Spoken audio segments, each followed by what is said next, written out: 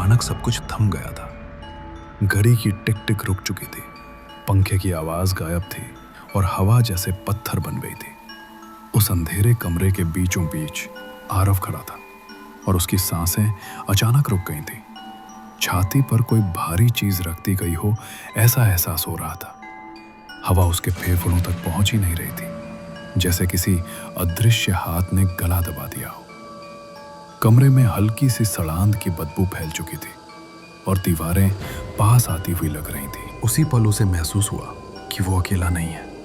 कमरे के एक कोने में अजीब सी ठंडक थी जो धीरे धीरे बढ़ती जा रही थी। उसका शरीर सुन्न हो चुका था। उसकी आंखें उस कोने पर टिकी थी जहां असल में कुछ साफ नजर नहीं आ रहा था, लेकिन फिर भी उसे लग रहा था कि वहां कोई खड़ा है और उसे घूर रहा है।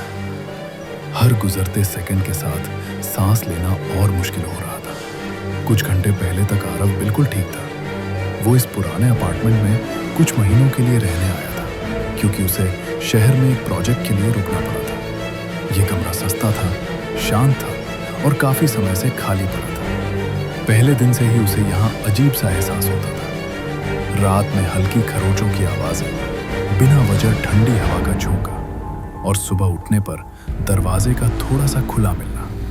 मगर उसने उन सब को उसका भ्रम मानकर अनदेखा कर दिया था। लेकिन आज कुछ अलग था। आज कमरे का अंधेरा ज्यादा गाढ़ा था, जैसे रोशनी को निगल रहा हो। अचानक उसकी नजर सामने लगी शीशे पर गई। उसमें उसका ही प्रतिबिंब था, लेकिन उसकी परछाई जमीन पर नहीं पड़ रही थी। परछाई उससे थोड़ी दूर खड़ी थी और वो परछाई धीरे धीरे उसकी ओर बढ़ रही थी। जैसे ही वो परछाई उसके शरीर के अंदर घुसी, उसके फेफड़ों में हवा वापस आ गई और वो जोर से सांस लेने लगा। उसकी आंखों के सामने सब घूम गया। कुछ सेकंड बाद जब वो संभला तो सब कुछ सामान्य लग रहा था। घड़ी फिर से चल रही थी, पंखा घूम रहा था और कमरे की बदबू भी गायब हो चुकी थी। लेकिन तभी उसकी नजर फर्श पर पड़ी, जहां दो परछाइयां साफ नजर आ रही थी, एक उसकी और दूसरी किसी और की, और दोनों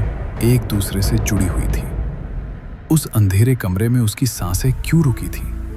इसका जवाब अब साफ था। वो परछाई उसे छोड़ने नहीं आई थी, वो उसमें बसने आई थी।